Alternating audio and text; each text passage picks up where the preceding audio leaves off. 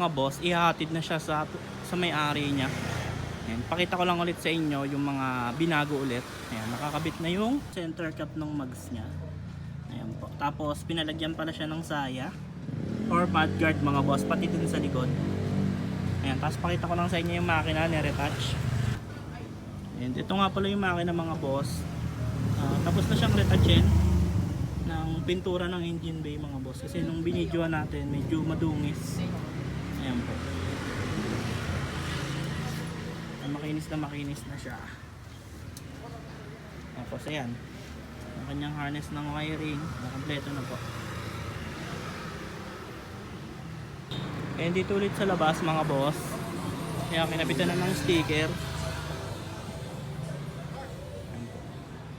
Then dito sa loob ganun pa rin naman. Tapos ayan, kinubera na ng trapal.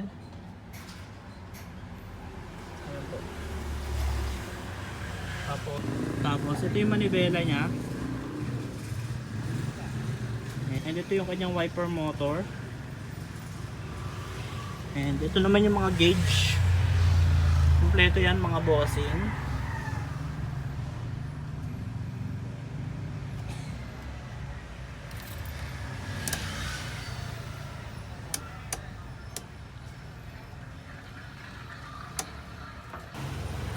Tapos itong likod mga boss, nakakabit na rin yung reserba.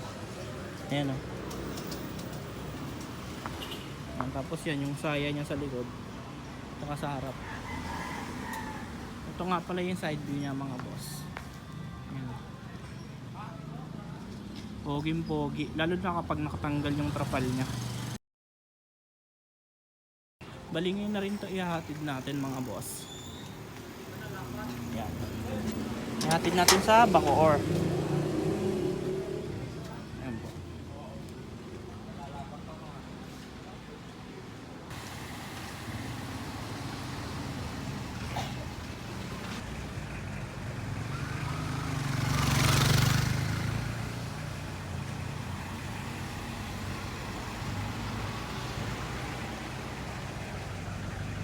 Gas muna tayo. Ito sa Shell.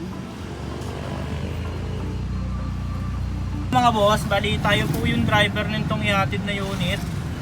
Ayan, nandito pa rin tayo sa Imus. Bali sa Bacoor lang naman ihatid ito, malapit lang. So basic lang yan mga boss. Ayan po yung mga gauge.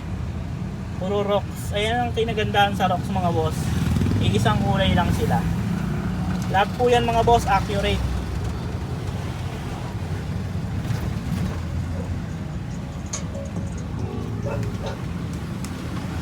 And fast forward nga tayo mga boss.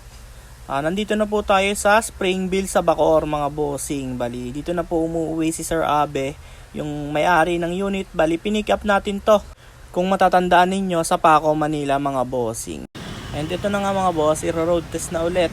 After so many years mga boss, ng pagkakatambak, masasakyan niya na ulit yung owner type jeep na pinarestore niya sa Team Silverchair. And ang kasama niya pala dyan mga boss is si Boss Randy, ayan, yung ating manager or yung founder ng Team Silverchair mga boss.